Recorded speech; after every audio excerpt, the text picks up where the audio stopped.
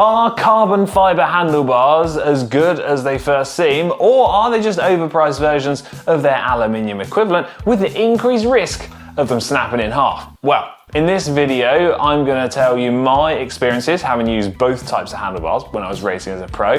I'm also going to talk about the advantages and disadvantages for using each different handlebar material, and I'm also going to explain why, even though I use carbon fibre handlebars, I actually think aluminium is the sensible choice. More often than not, the biggest factor for many people trying to decide between carbon or aluminium isn't the supposed risk of them breaking in half, it's actually the fact of what they look like and the price, which isn't really the smartest way to go about choosing.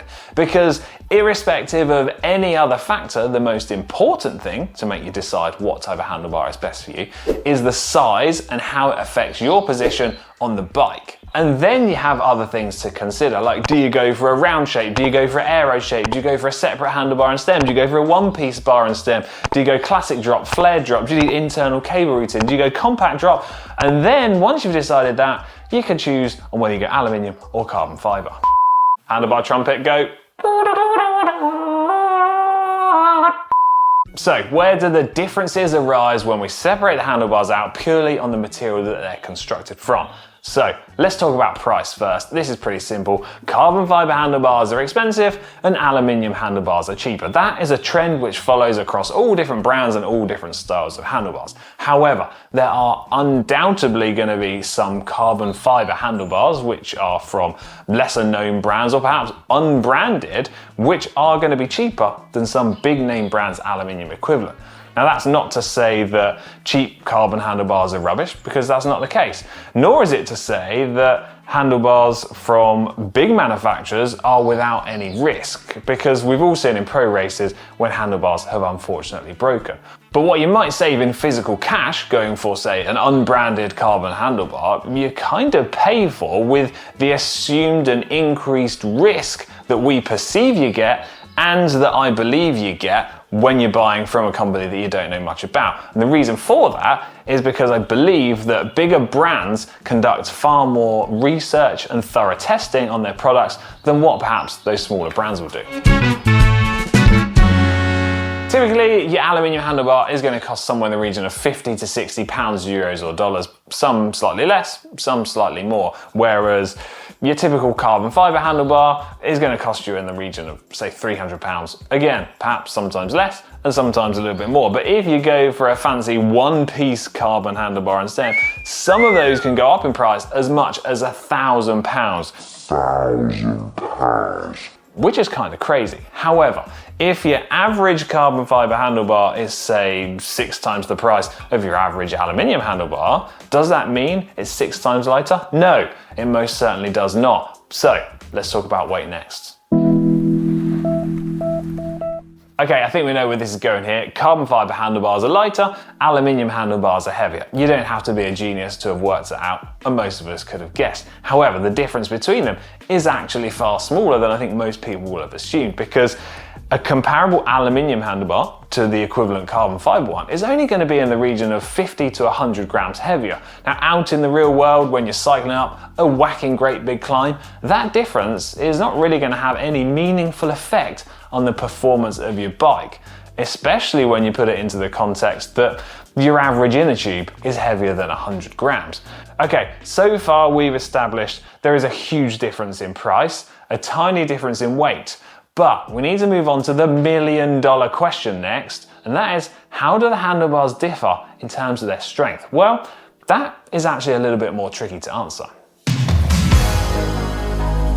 Now, technically, all handlebars need to meet the same minimum safety standards to be used on road and gravel bikes. It's kind of going to vary in different places around the world, but we've got things like ISO standards to make sure handlebars are safe.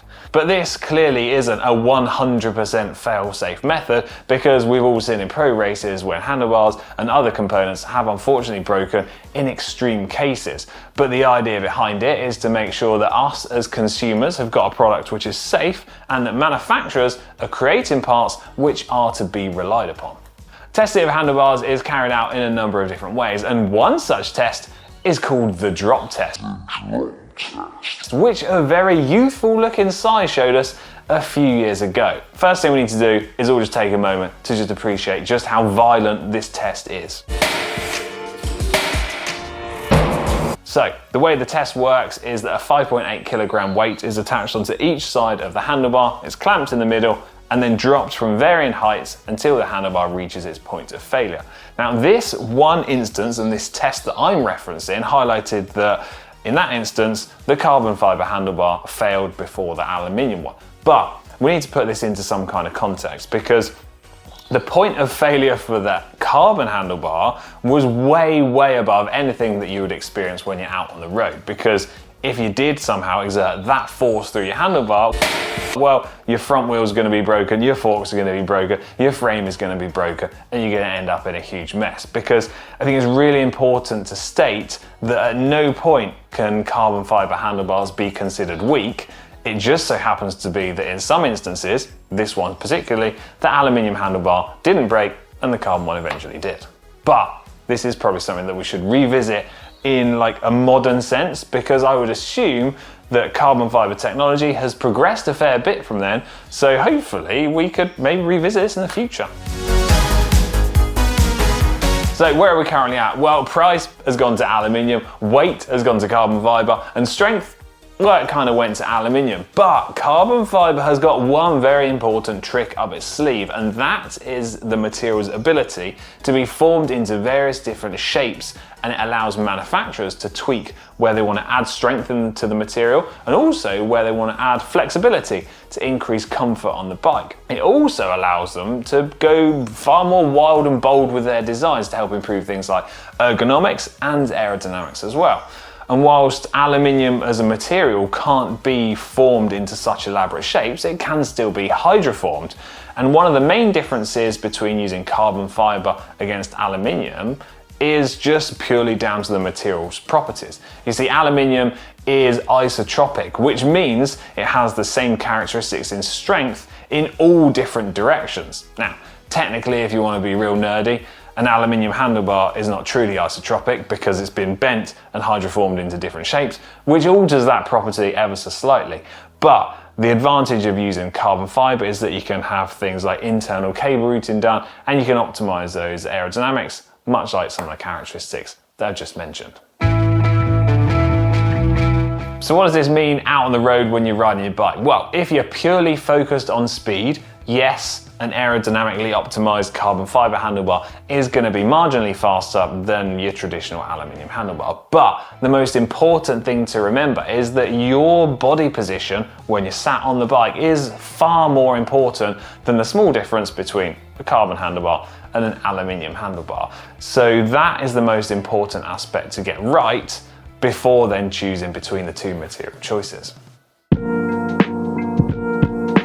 I want to talk about comfort next, because I think it's an area which is important to most people. Now, the assumption is that a carbon fibre handlebar is more comfortable and an aluminium one less so. The idea being that the carbon fibre is absorbing some of the road vibrations rather than transferring them up to you, the rider. And whilst I agree that that is true in most cases, the reduction in vibrations that you can achieve through tyre choice and your tyre pressure is far greater than any small vibration absorption reduction that you could possibly get switching between aluminium and carbon fibre handlebars. So it's worth taking that into account before making a choice on your handlebars. So why do I think aluminium is the sensible choice? Well, I just think it offers comparable performance benefits, is more robust, and is way cheaper in price compared to its carbon fibre equivalent. However, I think it is important to say that if you do want the latest and greatest in tech, the best looking handlebar and the most performance orientated option out there, carbon fibre is the way to go. It's just that huge big price tag that kind of kills it for many people. Now, back in my days of racing, typically I would have used an aluminium handlebar because that was what I perceived to be stronger, and also because of lots of the reasons that I've just listed throughout this video. And I was kind of quite happy with that choice. And it wasn't until some of the last years when I was racing that I was almost forced to make the switch to carbon fibre handlebars because of various different team sponsors. And I've got to say, it's actually a change that I wish I'd have made sooner, because the advantages to be had are clear, and as I just mentioned, it's just that big price tag that often puts people off. So hopefully what I've explained in this video has given you enough information to head out and then make a decision for yourself on which type of handlebar setup suits your preferences the most. And I am keen to hear your experiences on this, so please do let me know in the comments section down below. And as always, if you like this video, give it a thumbs up. And if you haven't subscribed already, please subscribe to GCNTech to help support what we do. Right, see you later.